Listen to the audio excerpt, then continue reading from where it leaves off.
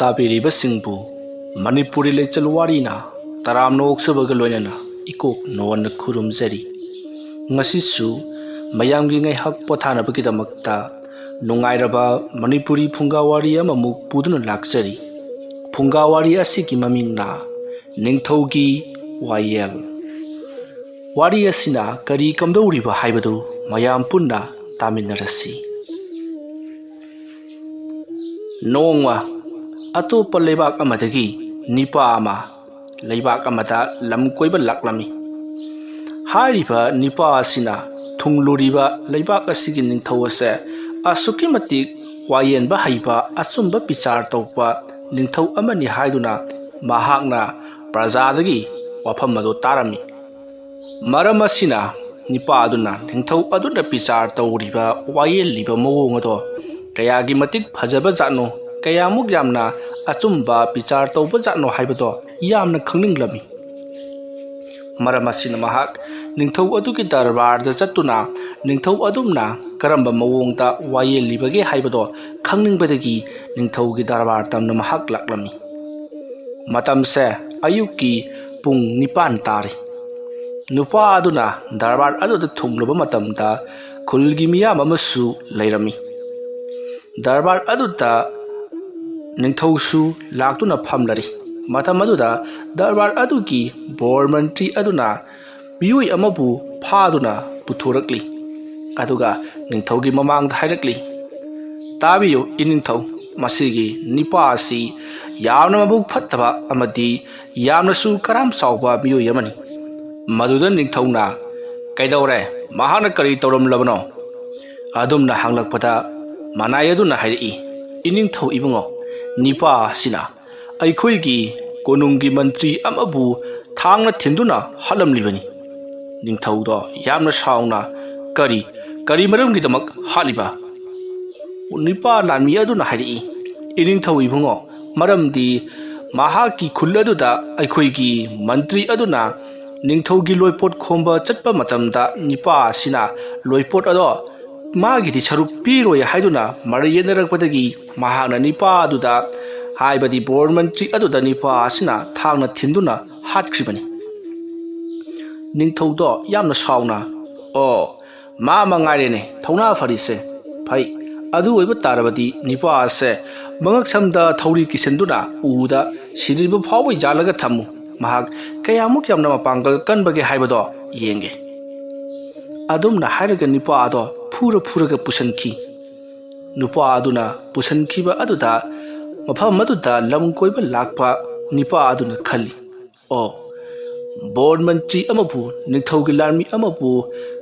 ꯂꯣꯏꯄꯣꯠ ꯈꯣꯝꯕ ꯂꯥꯛꯏ ꯍꯥꯏꯕꯒꯤꯗꯃꯛꯇ ꯊꯥꯡꯅ ꯊꯤꯜꯂꯨꯔꯕꯗꯤ ꯃꯁꯥꯅ ꯆꯩꯔꯥꯛ ꯐꯪꯕ ꯇꯥꯕꯅꯤ꯫ ꯅꯤꯡꯊꯧꯒꯤ ꯋꯥꯌꯦꯜ ꯌꯥꯝꯅ ꯐꯖꯩ꯫ ꯑꯗꯨꯒ ꯑꯃꯝꯕ ꯀꯥ ꯑꯁꯤꯗ ꯀꯅꯥꯅꯣ ꯑꯍꯜ ꯑꯃꯅ ꯅꯥꯍꯦꯕꯒꯤ ꯃꯈꯣꯜ ꯇꯥꯔꯤꯕꯁꯤꯅ ꯀꯔꯤ?" ꯋꯥꯈꯜ ꯈꯜꯂꯒ ꯂꯩꯔꯤꯉꯩ ꯅꯤꯄꯥ ꯑꯃꯅ ꯑꯍꯜ ꯑꯣꯏꯔꯕ, ꯃꯀꯣꯛꯇ ꯄꯣꯛꯅ ꯄꯨꯡꯉꯧ ꯉꯧꯔꯕ, ꯃꯈ꯭ꯋꯥꯡ ꯀꯣꯜꯂꯕ ꯑꯍꯜ ꯑꯃ ꯁꯣꯔꯣ ꯂꯥꯛꯇꯨꯅ ꯆꯤꯡꯗꯨꯅ ꯄꯨꯊꯣꯔꯛꯏ꯫ ꯃꯁꯥꯗꯣ ꯐꯨꯕꯤꯕꯒꯤ ꯆꯩꯕꯤꯕꯒꯤ ꯃꯨꯛꯇꯣꯏꯕ ꯗꯥꯛ ꯉꯥꯛꯇ ꯉꯥꯏꯔꯤ꯫ ꯃꯇꯝ ꯑꯗꯨꯗ ꯅꯤꯡꯊꯧꯅ "ꯑꯩ, ꯑꯍꯜ ꯑꯁꯤꯅ ꯀꯔꯤ ꯇꯧꯔꯝꯂꯕ?" ꯋꯥꯍꯪ ꯑꯗꯨꯗ ꯑꯍꯜ ꯑꯗꯨꯕꯨ ꯆꯤꯡꯊꯣꯔꯛꯂꯤꯕ ꯂꯥꯟꯃꯤ ꯑꯗꯨꯅ "ꯏꯅꯤꯡꯊꯧ ꯏꯕꯨꯡꯉꯣ, ꯑꯍꯜ ꯑꯁꯤꯅ ꯁꯅꯥ ꯀꯣꯅꯨꯡꯒꯤ ꯌꯥꯝꯂꯕ ꯂꯟ ꯊꯨꯝꯁꯤꯡꯕꯨ ꯃꯍꯥꯛꯅ ꯍꯨꯔꯥꯟꯗꯨꯅ ꯄꯨꯗꯨꯅ ꯆꯠꯅꯅꯕ ꯇꯧꯔꯝꯂꯦ꯫ ꯃꯗꯨꯒꯤꯗꯃꯛꯇ ꯃꯍꯥꯛꯄꯨ ꯃꯌꯥꯝ ꯆꯪꯗꯨꯅ ꯂꯥꯟꯃꯤ ꯃꯌꯥꯝꯅ ꯐꯥꯔꯤꯕꯅꯤ"꯫ ꯅꯤꯡꯊꯧꯗꯣ ꯌꯥꯝꯅ ꯁꯥꯎꯅ "ꯑꯍꯜ ꯑꯗꯨ ꯑꯣꯏꯔꯒ ꯀꯩꯗꯧꯕꯒꯤ ꯅꯪꯗꯤ ꯅꯤꯡꯊꯧ ꯑꯩꯒꯤ ꯁꯅꯥ ꯂꯨꯄꯥ ꯍꯨꯔꯥꯟꯂꯝꯂꯤꯕ? ꯅꯤꯡꯊꯧ ꯑꯩꯉꯣꯟꯗ ꯄꯤꯕꯤꯌꯨ ꯍꯥꯏꯗꯨꯅ ꯅꯤꯖꯔꯕꯁꯨ ꯑꯩꯅ ꯁꯣꯏꯗꯅ ꯄꯤꯒꯗꯕꯅꯤ꯫ ꯉꯥꯏꯈꯣ, ꯅꯪꯕꯨ ꯑꯩꯒꯤ ꯂꯩꯀꯣꯜ ꯁꯦꯟꯅꯕ ꯃꯥꯂꯤ ꯑꯗꯨ ꯅꯠꯇꯕ꯭ꯔꯥ?" ꯑꯗꯨꯝꯅ ꯍꯪꯂꯛꯄꯗ ꯂꯥꯟꯃꯤ ꯑꯗꯨꯅ "ꯃꯥꯅꯤ ꯏꯅꯤꯡꯊꯧ, ꯏꯅꯤꯡꯊꯧꯒꯤ ꯂꯩꯀꯣꯜ ꯁꯦꯟꯅꯕ ꯃꯥꯂꯤ ꯑꯍꯜ ꯑꯗꯨꯅꯤ꯫ ꯃꯍꯥꯛꯇꯤ ꯏꯅꯤꯡꯊꯧꯒꯤ ꯂꯩꯀꯣꯜ ꯁꯦꯟꯅꯕꯒꯤ ꯃꯤꯡꯗ ꯁꯅꯥ ꯂꯨꯄꯥꯁꯤꯡ ꯀꯝꯗꯧꯅ ꯍꯨꯔꯥꯟꯒꯗꯒꯦ ꯍꯥꯏꯕꯗꯨ ꯈꯟꯗꯨꯅ ꯑꯗꯨꯃꯛ ꯂꯩꯔꯕꯖꯥꯠꯅꯤ"꯫ ꯋꯥꯐꯝ ꯑꯗꯨ ꯇꯥꯕꯗ ꯅꯤꯡꯊꯧꯅ ꯌꯥꯝꯅ ꯁꯥꯎꯅ "ꯑꯣ, ꯑꯍꯜ ꯑꯗꯨ ꯑꯣꯏꯔꯒ ꯍꯨꯔꯥꯟ ꯆꯤꯟꯊꯤ ꯇꯧꯕ? ꯐꯩ, ꯆꯠꯂꯣ, ꯃꯍꯥꯛꯄꯨ ꯌꯥꯝꯅ ꯊꯨꯅ ꯄꯨꯁꯟꯈ꯭ꯔꯣ꯫ ꯑꯗꯨꯒ ꯃꯍꯥꯛꯄꯨ ꯃꯈ꯭ꯋꯥꯡ ꯐꯥꯎꯕ ꯐꯨꯝꯖꯜꯂꯒ ꯅꯨꯡꯅ ꯊꯣꯝꯗꯨꯅ ꯍꯥꯠꯂꯨ"꯫ ꯑꯁꯨꯝꯅ ꯌꯥꯊꯪ ꯇꯧꯗꯨꯅ ꯊꯥꯗꯣꯛꯈꯤ꯫ lam koiba lakpa leibak asida kari karam tawna ningthawna achumba wayel tawbake haibadu yengba lakliba nipa aduna khali ningthawgi sana lupa huranba asuk yamna ngak seliba konunggi leiriba lanmi sing asi khanghandana tuminna sana lupa huralamba adusu ahalna mana masa masuoiba singda sintak phidaktana pautak piduna leigadra hairaga huranbagi thabak chatharamlabadi sibagi chairak piba yai ningthawgi wayel phajai adumna khallaga leiringai ka amadana nupi amana tengthana oina kappagi khonjal tari nipa aduna khalli o wayen basi nupi su yawboire adumna khallingai nupi amabu manai amana masam paiduna sro laktuna singthorei nupi yodo asuki matik su phajakri adupu larmi sing aduna phu bogira karino masadi taki tak ngata ngairi maya mamangda sro laktuna singthoraklaga larmi amana saina phuduna hairi hei lawganu nangna law khonglobasu kana amatana ne tabi gadab leiti ningthaw aduna yamna khanglingna hagi kaidawre asuk yamna ningthi jakhrabi nupi masa asina kari lalamnabano wahang aduta manai aduna iningthaw ibungo nupi ase luhonggadaba kuidraba kaina amani ningthawna luhonggadaba kuidraba kaina ama o mahaki marana kari adumna hanglakpada lanmi aduna khomi iningthaw ibungo mahaksi nupa amaga tuminnana mari lenaramle madagidi mayam changduna mahakpu pharaga koigi sana konunggi lanmi singda sinarakpan luhonggadaba hayengda ngairaba mahakna atopa nupa ama numidangda lona unaramba haibasitigi hena hangoiba kari waribu leiribagi ningthawdo yamna sauna o luhonggadaba hayengda ngairaba mahakna atopa nupaga numidangda unaramba मागे वारी सिदी आइदी ताबदबु साउनिंगी फरे महाकी चिरा कोइना ngasiगी अहिंग असिमा योपीना फजना फुगतलबा चौक्री अमदा महाकपु फमहल्लु अदुगा तिंखंग तना Pyrrhic सौरबा मचिन तुमलबा तिंखंग थंबा फमुंग अमदा महाकपु अहिंग असिमा तुमहनगदबनी अदुगी मतम अदु खकदा महाका लोना मरलिनरिबा Nipah अदुगा मागा पुनखिबगी सक्तम मदो महाक निंसिंग जसनु अदुगा महाना इसिंग खौरांगलकपा नत्रगसु खौरांगेरा खौरांगलोइरा महाकी मसादा निम अतितपा हाइजिनदुना पिथकदबनी अदुगा मथंगी नोंगालकपदा महाकपु मंगक कक्तुना हाटकदबनी अदुमना याथंग तौरबदा नुपियदो पुसनख्री मतम मदुदा lamkoiba lakliba ningthawgi wayal taba lakliba nipa aduna khali o hayengda luhongga thaba nupi mahakna kaidubagi atopa nupa na ha unariba mahaki maralgi matik chaba UP mathakta phamhanba aduga UP mathakta tingkhang marakta su hipanba aduga nimmahi pithakpa phajai ningthawgi wayal phajai mahakna adumna chौकरी aduda phamba aduga tingkhangi phamung aduda hipada mahaka lona unariba nipa aduga lenakiba mariado ningsing chaina khangjarati do matau asumna mathang wayal lamlaba matungta ningthawdo changkhri ningthaw adugi wayal tarabada tilliba miyam punamukna ningthawna yai phare haiduna launari aduga mahai loina makchatnakhri matam aduda lam asida koiba lakliba ningthawgi wayal tariba nipa aduna khalli ngasigi wayal aduda asoiba amati leirase asomna mahana khanjari matam aduda mahana khanjai ningthawna soiriba haibadi lanmi sing aduna puthurukliba asokpa sing amadi maral leiraba sing aduda ningthawna hariba si chumbra haiba wahang amata hangkhiri ningthawna ngammi haiduna chairak pangpida pibagi wan lanmi sing aduna haiba taraga ningthaw su chumi haiduna chairak atumak pibikri chairak phanglaba mi khoi sing aduda ningthawna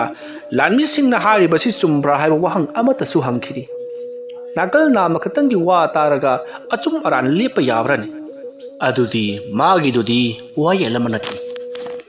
asonba mi dubu makhoina namsallaga namdara maran season ba sodana waigani makhoina chairak pigedoriba mafam maruda ai chattaba yadi ꯑꯗꯨꯒ ꯑꯃꯨꯛꯇꯪꯕꯨ ꯌꯦꯡꯂꯨꯈꯤꯒꯦ ꯅꯤꯡꯊꯧꯅ ꯍꯥꯏꯈꯤꯕ ꯆꯩꯔꯥꯛ ꯑꯗꯨꯃꯛ ꯆꯞ ꯆꯥꯅ ꯄꯤꯕ꯭ꯔꯥ ꯍꯥꯏꯕꯗꯣ ꯌꯦꯡꯂꯨꯈꯤꯒꯦ ꯑꯁꯨꯝꯅ ꯈꯜꯂꯗꯨꯅ ꯂꯝ ꯀꯣꯏꯕ ꯂꯥꯛꯄ ꯅꯤꯡꯊꯧꯒꯤ ꯋꯥꯌꯦꯜ ꯑꯗꯨꯕꯨ ꯇꯥꯔꯤꯕ ꯅꯤꯄꯥ ꯑꯗꯨꯅ ꯃꯊꯪꯒꯤ ꯅꯣꯡ ꯉꯥꯜꯂꯛꯂꯕꯗ ꯅꯤꯡꯊꯧꯅ ꯆꯩꯔꯥꯛ ꯄꯤꯒꯗꯧꯔꯤꯕ ꯃꯤꯑꯣꯏꯁꯤꯡ ꯑꯗꯨꯕꯨ ꯄꯨꯊꯣꯔꯛꯀꯗꯧꯔꯤꯕ ꯃꯐꯝ ꯑꯗꯨꯗ ꯃꯍꯥꯛ ꯂꯨꯝꯗꯨꯅ ꯃꯣꯡꯁꯣꯡ ꯑꯃꯗ ꯂꯩꯔꯤ ꯑꯍꯥꯟꯕ ꯑꯣꯏꯅ ꯍꯅꯨꯕ ꯑꯗꯣ ꯄꯨꯊꯣꯔꯛꯂꯦ ꯍꯅꯨꯕ ꯑꯗꯨꯅ ꯍꯥꯏꯖꯩ ꯑꯩꯗꯤ ꯂꯥꯟꯗꯕꯅꯤ ꯅꯈꯣꯏꯁꯨ ꯈꯪꯂꯤꯕ ꯑꯗꯨꯒꯥꯏ ꯅꯤꯡꯊꯧꯗ ꯅꯈꯣꯏꯅ ꯄꯪꯍꯥꯏꯗ ꯍꯥꯏꯖꯤꯜꯂꯒ ꯑꯩꯕꯨ ꯑꯔꯥꯟꯕ ꯁꯤꯕꯤꯔꯤ ꯀꯔꯤꯒꯤꯗꯃꯛꯇꯅꯣ ꯅꯈꯣꯏꯅ ꯑꯩꯕꯨ ꯁꯤꯕꯒꯤ ꯗꯟꯗꯤ ꯄꯤꯒꯗꯧꯔꯤꯕꯁꯤꯕꯣ ꯃꯅꯥꯏꯁꯤꯡ ꯑꯗꯨꯅ ꯈꯨꯝꯃꯤ ꯍꯣꯏ ꯑꯍꯜ ꯅꯤꯡꯊꯧꯒꯤ ꯌꯥꯊꯪ ꯉꯥꯛꯇ꯭ꯔꯕꯗꯤ ꯑꯩꯈꯣꯏꯕꯨ ꯆꯩꯔꯥꯛ ꯐꯪꯍꯟꯒꯦ ꯍꯥꯏꯔꯤꯕꯔꯣ ꯁꯦ ꯍꯥꯏꯅꯇꯅꯕ ꯌꯥꯅꯁꯤ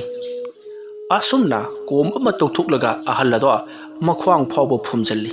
ꯑꯗꯨꯒ ꯂꯩꯔꯤꯕ ꯃꯅꯥꯏ ꯃꯌꯥꯝꯗꯨꯅ ꯆꯥꯎꯔꯕ ꯀꯜꯂꯕ ꯅꯨꯡꯗꯨꯝ ꯀꯌꯥ ꯄꯥꯏꯗꯨꯅ ꯑꯍꯜ ꯑꯗꯨꯗ ꯄꯣꯗ꯭ꯔꯣꯞ ꯊꯣꯝꯖꯤꯜꯂꯤ ꯑꯍꯜ ꯑꯗꯣ ꯃꯀꯣꯛ ꯃꯔꯨ ꯄꯨꯡꯀꯥꯏ ꯀꯥꯏꯗꯨꯅ ꯏꯍꯤꯡ ꯅꯥꯍꯤꯡ ꯁꯥꯗꯨꯅ ꯈꯨꯗꯛ ꯑꯗꯨꯗ ꯃꯊ꯭ꯋꯥꯏ ꯃꯥꯡꯂꯤ ꯇꯧꯔꯤꯕꯗꯨ ꯎꯕꯗ ꯂꯝ ꯀꯣꯏꯕ ꯂꯥꯛꯄ ꯑꯆꯨꯝꯕ ꯋꯥꯌꯦꯜ ꯇꯧꯏ ꯍꯥꯏꯗꯨꯅ ꯆꯥꯎꯊꯣꯛꯆꯔꯝꯕ ꯅꯤꯄꯥ ꯑꯗꯨꯅ ꯈꯟꯖꯩ ꯅꯤꯡꯊꯧꯒꯤ ꯋꯥꯌꯦꯜ ꯑꯁꯤꯗ ꯑꯁꯣꯏꯕ ꯂꯩꯔꯦ ꯍꯥꯏꯕꯁꯤ ꯍꯅꯨꯕ ꯑꯁꯤꯅ ꯍꯥꯏꯔꯝꯂꯤꯕ ꯑꯗꯨꯅ ꯇꯥꯛꯂꯤ ꯍꯅꯨꯕ ꯑꯗꯨꯅ ꯍꯧꯖꯤꯛ ꯍꯥꯏꯔꯝꯕ ꯅꯈꯣꯏꯗꯤ ꯈꯪꯂꯤꯕꯅꯤ ꯍꯥꯏꯔꯤꯕ ꯋꯥꯐꯝ ꯑꯗꯨ ꯀꯩꯅꯣꯝꯃꯗꯤ ꯂꯩꯔꯦꯁꯦ ꯑꯁꯨꯝꯅ ꯋꯥꯈꯜ ꯈꯜꯂꯒ ꯂꯩꯔꯤꯉꯩ ꯑꯅꯤꯁꯨꯕ ꯑꯣꯏꯅ ꯅꯤꯄꯥ ꯑꯃꯗꯨꯃꯨꯛ ꯄꯨꯊꯣꯔꯛꯏ ꯅꯤꯄꯥ ꯑꯃꯗꯣ ꯄꯨꯊꯣꯔꯛꯂꯕ ꯃꯇꯨꯡꯗ ꯂꯥꯟꯃꯤꯁꯤꯡ ꯑꯗꯨꯅ ꯆꯥꯎꯔꯕ ꯎ ꯑꯃꯒꯤ ꯃꯊꯛꯇ ꯅꯤꯄꯥ ꯑꯗꯨꯕꯨ ꯄꯨꯟꯈꯠꯇꯨꯅ ꯊꯝꯅꯅꯕꯒꯤꯗꯃꯛꯇ ꯃꯉꯛꯁꯝꯗ ꯊꯧꯔꯤ ꯍꯨꯛꯆꯜꯂꯛꯏ ꯃꯇꯝ ꯑꯗꯨꯗ ꯅꯤꯄꯥ ꯑꯗꯨꯅ ꯍꯥꯏꯔꯛꯏ ꯍꯣꯏ ꯅꯈꯣꯏꯁꯨ ꯈꯪꯂꯤꯕꯅꯤ ꯃꯟꯇ꯭ꯔꯤ ꯑꯗꯨꯅ ꯀꯔꯤ ꯇꯧꯔꯝꯃꯦ ꯍꯥꯏꯕ ꯑꯗꯨꯒ ꯅꯈꯣꯏꯅ ꯑꯩꯉꯣꯟꯗ ꯆꯩꯔꯥꯛ ꯄꯤꯔꯤꯕ ꯀꯔꯤꯒꯤꯅꯣ ꯑꯩꯒꯤ ꯋꯥ ꯑꯃꯠꯇꯁꯨ ꯅꯈꯣꯏꯅ ꯇꯥꯕꯤꯗ꯭ꯔꯤꯕ ꯀꯔꯤꯒꯤꯅꯣ ꯑꯩꯅ ꯇꯧꯈ꯭ꯔꯤꯕ ꯊꯕꯛ ꯑꯗꯨꯕꯨ ꯀꯌꯥꯃꯨꯛ ꯌꯥꯝꯅ ꯀꯥꯏꯔꯕꯒꯦ ꯃꯅꯥꯏꯁꯤꯡ ꯑꯗꯨꯅ ꯈꯨꯝꯃꯤ ꯀꯥꯏꯕ ꯀꯥꯏꯗꯕ ꯅꯪꯅ ꯑꯩꯈꯣꯏꯒꯤ ꯂꯥꯟꯃꯤ ꯍꯥꯠꯂꯤ ꯅꯪꯅ ꯑꯩꯈꯣꯏꯒꯤ ꯅꯨꯡꯁꯤꯔꯕ ꯃꯟꯇ꯭ꯔꯤ ꯑꯗꯨꯕꯨ ꯍꯥꯠꯄꯒꯤ ꯆꯩꯔꯥꯛꯅ ꯅꯪꯕꯨ ꯆꯨꯝꯒꯦꯔꯥ ꯆꯨꯝꯂꯣꯏꯒꯦꯔꯥ ꯅꯪꯕꯨ ꯆꯩꯔꯥꯛ ꯄꯤꯔꯤꯕꯅꯤ ꯃꯇꯨꯡ ꯃꯅꯥꯎꯗꯤ ꯅꯪꯒꯤ ꯃꯊꯪꯒꯤ ꯃꯄꯣꯛꯇ ꯅꯤꯡꯊꯧꯒꯤ ꯂꯥꯟꯃꯤꯗ ꯈꯨꯠ ꯊꯥꯔꯨꯔꯒꯅꯨ ꯆꯨꯝꯒꯦ ꯆꯨꯝꯃꯨ ꯂꯥꯟꯒꯦ ꯂꯥꯜꯂꯨ ꯑꯁꯨꯝꯅ ꯍꯥꯏꯗꯨꯅ ꯃꯉꯛꯁꯝꯗ ꯊꯧꯔꯤ ꯊꯨꯖꯟꯗꯨꯅ ꯎ ꯑꯗꯨꯗ ꯆꯤꯡꯈꯠꯈ꯭ꯔꯤ ꯅꯤꯄꯥ ꯑꯗꯣ ꯐꯔꯪ ꯀꯥꯎꯗꯨꯅ ꯋꯥꯅ ꯊꯋꯥꯏ ꯃꯥꯡꯂꯦ ꯁꯣꯝꯗ ꯃꯣꯡꯁꯣꯡꯗ ꯂꯨꯝꯂꯒ ꯂꯩꯔꯤꯕ ꯅꯤꯄꯥ ꯑꯗꯨꯅ ꯈꯟꯖꯩ ꯅꯤꯄꯥ ꯑꯁꯤꯁꯨ ꯃꯔꯥꯜ ꯂꯩꯇꯕ ꯖꯥꯠꯅꯤ ꯅꯤꯡꯊꯧꯒꯤ ꯂꯥꯟꯃꯤꯗ ꯈꯨꯠ ꯊꯥꯔꯨꯕꯒꯤ ꯃꯔꯥꯜꯅ ꯃꯍꯥꯛꯁꯦ ꯍꯧꯖꯤꯛ ꯁꯤꯕꯒꯤ ꯆꯩꯔꯥꯛ ꯄꯤꯔꯤꯕꯅꯤ तसेंग महक चुमलबसु निंथौगी लानमीदबु खुद थारुरबदी लानमीद खुद थाई हाइदुना नत्रगसु निंथौगी ओइबा मियोइदा खुद थाई हाइदुना हेक्तमक चैराक पीबा मागी वा ताबीदबा निंथौनबु तौरबदी इचुमदा चुमगदबनी हाइबो मखोइगी वायेल असिदी अइदी ताबदबु साउनिंगी अदुमना खल्लगा लैरिंगै अरोइबु ओइना नुपी अदो सिंगदुना पुथुरकले अदुदुगा लानमी मयाम अदुना नुपी अदो मंगक कक्लगा हारनबा सेम सारी मतम अदुदा नुपी अदुना लाउरक्तुना हाइरई नखोइना अइंगोदा तौरिबसिबु करिनो अइगी वा अमतसु ताबीदबा आइदा कैदौबगिदमक्ता निपा अदु उनख्रिबनो हाइबा नखोइ करिमता खंद्रिबा करिगिनो आइना हारिबसु नखोइना ताबीद्रिबा करिगिनो इनिंग थौदा करिगी हाइबिद्रिबनो आदोमना हाइरकपदा लानमी सिंग अदुना हाय मसक फजबा नुपी नंगबु मांगहनबा हाइबसे अइखोइगी इथौनि निंथौगी याथंगनि असुमना हाइरमलगा नुपी अदुगी वागा अमता तादबि मंगक कक्तुना हाटलि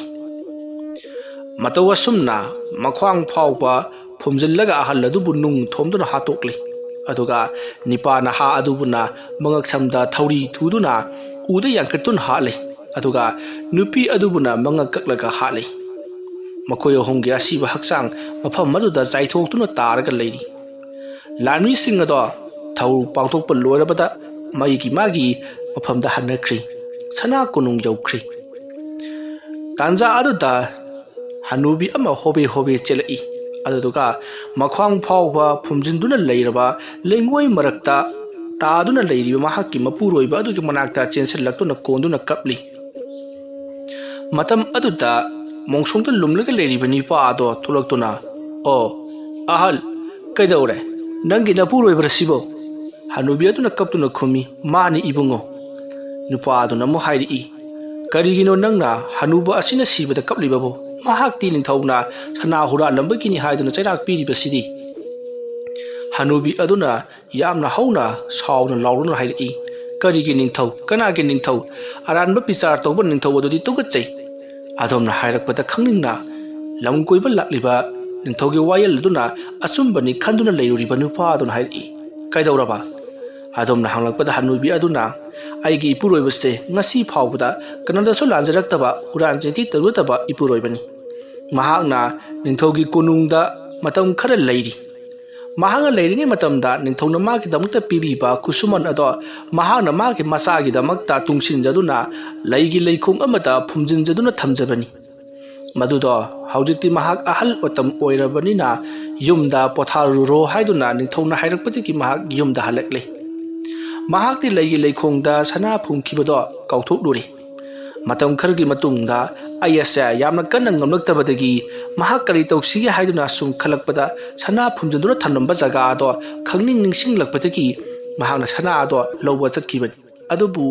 ꯁꯅꯥ ꯑꯗꯣ ꯃꯍꯥꯛꯅ ꯍꯣꯠꯇꯣꯛꯂꯒ ꯊꯣꯛꯂꯛꯄꯒꯤ ꯂꯝꯕꯤꯗ ꯃꯍꯥꯛꯀꯤ ꯁꯅꯥ ꯑꯗꯨꯕꯨ ꯀꯜꯂꯛꯄ ꯃꯈꯣꯏꯒꯤ ꯄꯨꯖꯥꯔꯤꯁꯤꯡ ꯑꯃꯗꯤ ꯃꯅꯥꯏꯁꯤꯡ ꯑꯗꯨꯅ ꯆꯦꯟꯁꯤꯜꯂꯛꯇꯨꯅ ꯃꯍꯥꯛꯄꯨ ꯍꯨꯔꯥꯟꯕꯅꯤ ꯍꯥꯏꯗꯨꯅ ꯐꯥꯕꯤꯔꯤ ꯑꯗꯨꯒ ꯆꯩꯔꯥꯛ ꯄꯤꯔꯤꯕꯁꯤꯅꯤ ꯃꯍꯥꯛꯅ ꯊꯝꯖꯔꯝꯕ ꯂꯟ ꯑꯗꯨꯕꯨ ꯂꯧꯖꯕꯁꯤꯕꯨ ꯍꯨꯔꯥꯟꯕ ꯆꯤꯡꯕ꯭ꯔꯣ ꯅꯤꯡꯊꯧ ꯑꯗꯨꯅꯁꯨ ꯍꯥꯏꯔꯤꯕꯁꯤ ꯆꯨꯝꯕ꯭ꯔꯥ ꯍꯥꯏꯕ ꯋꯥꯍꯪ ꯑꯃꯠꯇ ꯑꯩꯒꯤ ꯏꯄꯨꯔꯣꯏꯕꯁꯤꯗ ꯍꯪꯕꯤꯈꯤꯗꯤ ꯂꯥꯟꯃꯤꯁꯤꯡ ꯑꯗꯨꯅ ꯍꯥꯏꯕ ꯈꯨꯗꯤꯡꯃꯛ ꯆꯨꯝꯂꯕꯅꯤ ꯍꯥꯏꯗꯨꯅ ꯍꯦꯛꯇꯃꯛ ꯃꯔꯥꯟ ꯁꯤꯕꯤꯗꯨꯅ ꯃꯍꯥꯛꯄꯨ ꯆꯩꯔꯥꯛ ꯄꯤꯕꯤꯔꯤ ꯍꯥꯠꯇꯣꯛꯄꯤꯔꯤ ꯑꯁꯤꯒꯨꯝꯕ ꯅꯤꯡꯊꯧ ꯑꯁꯤꯗꯤ ꯃꯄꯨ ꯈꯨꯗꯤꯡꯃꯛꯇꯁꯨ ꯎꯅꯖꯔꯣꯏ ꯊꯦꯡꯅꯖꯔꯣꯏ ꯍꯥꯏꯗꯨꯅ ꯋꯥ ꯉꯥꯡꯅ ꯂꯩꯕꯥꯛꯁꯤꯡ ꯑꯗꯣ ꯀꯣꯊꯣꯛꯇꯨꯅ ꯃꯍꯥꯛꯀꯤ ꯃꯄꯨꯔꯣꯏꯕꯗꯣ ꯌꯥꯝꯅ ꯋꯥꯅ ꯆꯤꯡꯊꯣꯛꯂꯤ ꯑꯗꯨꯒ ꯂꯩꯃꯥꯏ ꯑꯗꯣ ꯍꯣꯠꯇꯣꯛꯇꯨꯅ ꯍꯣꯝ ꯍꯣꯝ ꯂꯥꯎꯕ ꯂꯩꯉꯣꯏ ꯉꯥꯛꯇꯅꯤꯅ ꯃꯥꯒꯤ ꯃꯄꯨꯔꯣꯏꯕꯗꯣ ꯀꯣꯊꯣꯛꯇꯨꯅ ꯐꯨꯝꯖꯤꯜꯂꯝꯂꯕ ꯃꯇꯨꯡꯗ ꯃꯥꯒꯤ ꯃꯊꯛꯇ ꯂꯩ ꯈꯔ ꯆꯥꯏꯊꯣꯛꯂꯝꯂꯒ ꯀꯞꯇꯨꯅ ꯍꯅꯨꯕꯤ ꯑꯗꯣ ꯆꯠꯈ꯭ꯔꯤ ꯇꯧꯔꯤꯕ ꯑꯁꯤꯗ ꯅꯨꯄꯥ ꯑꯗꯣ ꯏꯉꯛ ꯉꯛꯆꯩ ꯃꯗꯨꯒꯤ ꯃꯇꯨꯡꯗ ꯉꯥꯏꯍꯥꯛ ꯂꯩꯔꯒ ꯅꯨꯄꯥ ꯄꯥꯈꯪ ꯑꯃ ꯄꯔꯞ ꯆꯦꯜꯂꯛꯏ ꯑꯁꯨꯝꯅ ꯆꯦꯜꯂꯛꯄꯗ ꯅꯨꯄꯥ ꯑꯗꯣ ꯍꯥꯏꯕꯗꯤ ꯂꯝ ꯀꯣꯏꯕ ꯂꯥꯛꯄ ꯅꯨꯄꯥ ꯑꯗꯣ ꯃꯣꯡꯁꯣꯡ ꯃꯔꯛꯇ ꯁꯠ ꯆꯣꯡꯁꯤꯟꯗꯨꯅ ꯂꯣꯠꯂꯤ ꯅꯨꯄꯥ ꯄꯥꯈꯪ ꯑꯗꯣ ꯄꯔꯞ ꯆꯦꯜꯂꯛꯂꯒ ꯃꯍꯥꯛ ꯃꯉꯛꯀ ꯃꯁꯥꯒ ꯇꯣꯉꯥꯟ ꯇꯥꯗꯨꯅ ꯂꯩꯔꯕ ꯅꯨꯄꯤ ꯑꯗꯨꯗ ꯀꯣꯟꯗꯨꯅ ꯀꯞꯂꯤ ꯃꯉꯛ ꯑꯗꯣ ꯄꯨꯁꯤꯜꯂꯛꯇꯨꯅ ꯃꯐꯝ ꯆꯥꯅ ꯃꯉꯛ ꯑꯗꯨꯗ ꯊꯝꯃꯤ ꯑꯗꯨꯒ ꯅꯪꯅ ꯇꯧꯔꯝꯂꯤꯕꯁꯤꯕꯨ ꯀꯔꯤꯅꯣ ꯑꯩꯅ ꯃꯔꯝ ꯑꯣꯏꯔꯒ ꯅꯪꯒꯤ ꯊꯋꯥꯏ ꯃꯥꯡꯂꯕ ꯍꯥꯏꯗꯨꯅ ꯀꯞꯂꯤ ꯃꯇꯝ ꯑꯗꯨꯗ ꯃꯣꯡꯁꯣꯡꯗ ꯂꯨꯝꯂꯒ ꯂꯩꯔꯝꯂꯤꯕ ꯅꯨꯄꯥ ꯑꯗꯣ ꯐꯟ ꯆꯣꯡꯊꯣꯔꯛꯇꯨꯅ ꯍꯦ ꯅꯨꯄꯥ ꯀꯔꯤꯅꯣ ꯅꯪꯅ ꯍꯥꯏꯔꯤꯕꯗꯨꯕꯣ ꯍꯥꯏꯔꯛꯄꯗ ꯅꯨꯄꯥ ꯑꯗꯣ ꯈꯪꯄ꯭ꯔꯦꯛ ꯈꯪꯗꯨꯅ ꯆꯦꯟꯈꯤꯒꯦ ꯇꯧꯏ ꯃꯇꯝ ꯑꯗꯨꯗ ꯅꯨꯄꯥ ꯑꯗꯨꯅ ꯉꯥꯏꯈꯣ ꯑꯩꯗꯤ ꯃꯐꯝ ꯑꯃꯠꯇ ꯂꯝ ꯀꯣꯏꯕ ꯂꯥꯛꯄꯅꯤ ꯅꯤꯡꯊꯧꯒꯤ ꯂꯥꯟꯃꯤ ꯅꯠꯇꯦ ꯀꯔꯤꯒꯤꯅꯣ ꯃꯔꯥꯟ ꯑꯃ ꯄꯣꯠ ꯐꯥꯔꯕ ꯍꯌꯦꯡ ꯂꯨꯍꯣꯡꯒꯗꯕ ꯉꯥꯏꯗꯅ ꯂꯩꯔꯕ ꯅꯨꯄꯤ ꯃꯍꯥꯛꯅ ꯅꯨꯃꯤꯗꯥꯡꯗ ꯅꯨꯄꯥ ꯅꯍꯥꯒ ꯑꯔꯣꯟꯕ ꯃꯔꯤ ꯂꯩꯅꯔꯝꯕꯗꯒꯤ ꯁꯤꯕꯒꯤ ꯆꯩꯔꯥꯛ ꯄꯤꯔꯕ ꯅꯨꯄꯤ ꯑꯁꯤꯕꯨ ꯅꯍꯥꯛꯅ ꯀꯣꯟꯈꯠꯇꯨꯅ ꯀꯞꯂꯤꯕꯁꯤꯕꯨ ꯀꯔꯤꯅꯣ ꯂꯨꯍꯣꯡꯒꯅꯤ ꯍꯥꯏꯔꯤꯕ ꯅꯨꯄꯥꯗꯨ ꯅꯍꯥꯛꯂꯥ ꯑꯗꯨꯝꯅ ꯍꯪꯂꯛꯄꯗ ꯅꯨꯄꯥ ꯑꯗꯨꯅ ꯀꯞꯂꯒ ꯅꯠꯇꯦ ꯑꯩꯗꯤ ꯅꯠꯆꯗꯦ ꯑꯩ ꯑꯁꯦ ꯅꯨꯄꯤ ꯑꯁꯤꯒꯤ ꯌꯥꯝꯅ ꯂꯨꯅ ꯇꯤꯟꯅꯖꯕ ꯏꯃꯥꯟꯅꯕꯤ ꯑꯣꯏꯅ ꯂꯩꯅꯖꯕ ꯑꯗꯨꯒꯨꯝꯂꯕꯅꯤ ꯑꯩꯁꯦ ꯑꯇꯣꯞꯄ ꯂꯩꯕꯥꯛꯇ ꯃꯇꯝ ꯈꯔ ꯏꯍꯩ ꯇꯝꯕ ꯆꯠꯆꯔꯨꯏ ꯑꯩꯅ ꯌꯨꯝꯗ ꯍꯜꯂꯛꯄ ꯃꯇꯝꯗ ꯑꯩꯒꯤ ꯏꯃꯥꯟꯅꯕꯤꯁꯦ ꯍꯌꯦꯡ ꯅꯣꯡꯉꯥꯜꯂꯒ ꯂꯨꯍꯣꯡꯈ꯭ꯔꯅꯤ ꯍꯥꯏꯕ ꯄꯥꯎ ꯑꯩꯅ ꯇꯥꯈꯤ ꯃꯇꯝ ꯑꯗꯨꯗ ꯑꯩ ꯃꯉꯣꯟꯗ ꯉꯝꯖꯕ ꯈꯔꯇꯪ ꯈꯨꯗꯣꯜ ꯄꯣꯠ ꯄꯤꯒꯦ ꯍꯥꯏꯗꯨꯅ ꯅꯨꯃꯤꯗꯥꯡ ꯑꯗꯨꯗ ꯂꯥꯛꯈꯤꯕꯅꯤ ꯂꯥꯏꯕꯛꯅ ꯊꯤꯔꯤꯕꯁꯨ ꯃꯈꯣꯏꯒꯤ ꯌꯨꯝ ꯑꯗꯨꯗ ꯀꯅꯥꯁꯨ ꯂꯩꯔꯝꯗ꯭ꯔꯦ ꯑꯗꯨꯗ ꯑꯩꯁꯨ ꯐꯝꯂꯒ ꯈꯨꯗꯣꯜ ꯄꯣꯠꯇꯣ ꯄꯤꯔꯒ ꯋꯥꯔꯤ ꯋꯥꯇꯥꯏ ꯑꯗꯨꯛ ꯁꯥꯔꯤꯉꯩ ꯃꯌꯥꯝ ꯋꯣꯝꯁꯤꯜꯂꯛꯇꯨꯅ ꯑꯩꯈꯣꯏꯕꯨ ꯐꯥꯅꯕ ꯊꯧꯔꯥꯡ ꯇꯧꯔꯛꯄꯗ ꯑꯩꯗꯤ ꯏꯄꯥ ꯄꯥꯈꯠꯅ ꯑꯗꯨꯃꯛ ꯆꯦꯜꯂꯛꯂꯤ ꯑꯁꯨꯛ ꯌꯥꯝꯅ ꯂꯨꯕ ꯆꯩꯔꯥꯛ ꯑꯃ ꯄꯤꯒꯅꯤ ꯍꯥꯏꯕꯗꯤ ꯑꯩꯗꯨ ꯈꯜꯂꯨꯗꯕꯅꯤ ꯑꯗꯨꯝꯅ ꯍꯥꯏꯔꯛꯄꯗ ꯅꯨꯄꯥ ꯑꯗꯨꯅ ꯍꯥꯏꯕꯗꯤ ꯂꯝ ꯀꯣꯏꯕ ꯂꯥꯛꯄ ꯅꯨꯄꯥ ꯑꯗꯨꯅ ꯑꯣ ꯅꯈꯣꯏ ꯑꯅꯤꯗꯤ ꯅꯃꯥꯟꯅꯕꯤ ꯑꯃꯒꯨꯝꯅ ꯇꯤꯟꯅꯖꯕ ꯅꯪꯅ ꯄꯣꯄꯥꯡ ꯄꯤꯕ ꯂꯥꯛꯄꯗ ꯃꯌꯥꯝꯅ ꯂꯥꯟꯅ ꯎꯕꯤꯕꯗꯒꯤ ꯅꯨꯄꯤ ꯑꯁꯤꯕꯨꯅ ꯆꯩꯔꯥꯛ ꯐꯪꯂꯕ ꯑꯗꯨꯝꯅ ꯅꯨꯄꯥ ꯑꯗꯣ ꯈꯨꯝꯐꯝ ꯈꯪꯗꯅ ꯂꯩꯔꯤꯉꯩ ꯂꯥꯛꯂꯤꯕ ꯅꯨꯄꯥ ꯄꯥꯈꯪ ꯑꯗꯨꯅ ꯅꯪ ꯑꯩꯕꯨꯗꯤ ꯋꯥꯔꯧꯒꯅꯨꯀꯣ ꯍꯥꯏꯗꯨꯅ ꯀꯞꯂꯗꯨꯅ ꯃꯍꯥꯛꯄꯨꯁꯨ ꯀꯣꯝ ꯇꯧꯊꯣꯛꯇꯨꯅ ꯐꯨꯝꯖꯤꯟꯕꯤꯔꯝꯂꯤ ꯂꯩ ꯈꯔ ꯆꯈꯥꯏꯔꯝꯂꯕ ꯃꯇꯨꯡꯗ ꯀꯞꯂꯗꯨꯅ ꯆꯠꯈꯤ ꯃꯇꯝ ꯑꯗꯨꯗ ꯂꯝ ꯀꯣꯏꯕ ꯂꯥꯛꯄ ꯅꯨꯄꯥ ꯑꯗꯨꯅ ꯑꯣ ꯆꯨꯝꯃꯤ ꯍꯥꯏꯗꯨꯅ ꯂꯩꯔꯤꯕ ꯅꯤꯡꯊꯧꯒꯤ ꯋꯥꯌꯦꯜ ꯂꯥꯜꯂꯝꯂꯕ ꯑꯁꯨꯝꯅ ꯈꯟꯗꯨꯅ ꯂꯩꯔꯤꯉꯩ ꯅꯨꯄꯤ ꯑꯃꯁꯨ ꯍꯣꯕꯦ ꯃꯁꯥ ꯃꯅꯥ ꯏꯐꯥ ꯐꯥꯅ ꯆꯦꯜꯂꯛꯂꯤ ꯃꯗꯨ ꯎꯕꯗ ꯅꯨꯄꯥ ꯑꯗꯨꯅ ꯑꯁꯤꯅ ꯑꯃꯨꯛ ꯀꯅꯥꯅꯣ asumna hairaga mongsongda phan chongsanduna lotli nupi ado chelaklaga uthakta makhawrida thauri yansanduna thamliba nupa adugi thauri ado lokthokli uda mangak chamda thauri yankatuna thamliba nupa ado thauri adu thadoraklabada phadi achot palaima da tabugum budrup tari nupi aduna kolaga kaplaga he athauba nangdi aigidamaka thawai mangla boire nangi mingchatti hayeng aigi tunglam chatta ningsinduna adumak lehauragani adumna kaplapa aduda mongsongga lomlaga leiramba nipa ado phan chongthorei nupi ado khaprek khangi ningthaugi lanmi oibuiningduna chenkhiga torakpada nipa aduna ngaikho ai ningthaugi lanmi nati mafam mas longkoiba lakpani karino nangna nupa asida kolaga kaplibadi nupa asigi nupi na hakpo adumna hairakpada nupi aduna nati ai mahaki nupi nati adubu mahakse aigi gonati khwaidigi henna mathawna phaba lanmi aduni adumna hairakpada nipa aduna kamdong nangi na thawna pharaba lanmi ama oiribano mahakna ningthaugi mar achanba maruiba misak ama oiriba mantri adubu thanga thinduna hatrabadudi adumna hairakpada nupi aduna yamna sauna mahakti thanga thillaga hatkadabanati makak kaaga hatkadabani numitto mahakna aikhoigi khulda loipot khomba lakpa numitni matam aduda mantri aduna aingonda nattaba miyeng yengbuga loinana karanjan mat toraki adumna aingonda makhut masa sangba thabak adu torokpa aduda nipa ase laktuna aigi ijetpu kanbikhi amadi sauraktuna mahakna lanmi sing aduga phunaraba matungda mantri adubu mahakna thanga thinduna hatkibani madugidamaktadi mahakbu mana phamham thokpani aigi punsibu kanbiba aduda natana phatraba miyoi ama manghanbagidamak adubu mana adugi mahutta mahakbu chairak oina phangli masidi ningthaugi achumba wayal nati asonna mahaksu ngangla duna kom ama tokthoklaga nupa adubu phumjan biramlaba matungda lai khara saithoklamlaga kaplaga hanki matam maduda lamkoiba lakpa nupa aduna thamoida khanjai o mara leire haiduna lotion bikraba thawaising amata mara leiramdraba o mukhoigi leibak asidi kukan panganba ningthau amati kukan kanganba parliamentary kukan panganba senapati singna panba lamdam makhoitana chumlagadaba lamdam ama oiramle asumna hairamlaga mahake leibakta hanki masini makhoigi leibak aduta siramlabasu niyom chumna siramgera natragana niyom lanabu siramgera angam mathauksingnabu tawrabadi isumda chumgadabani haiba wayelda adumak lehauri wari asi matang asida loisinjari aina wari asi pathok charpa matamda soikhilan khiba yaurabasu tabiriba khwai khibikna pukchal chauna ngakbigani mayambu aroibada amukka hanna khurumjari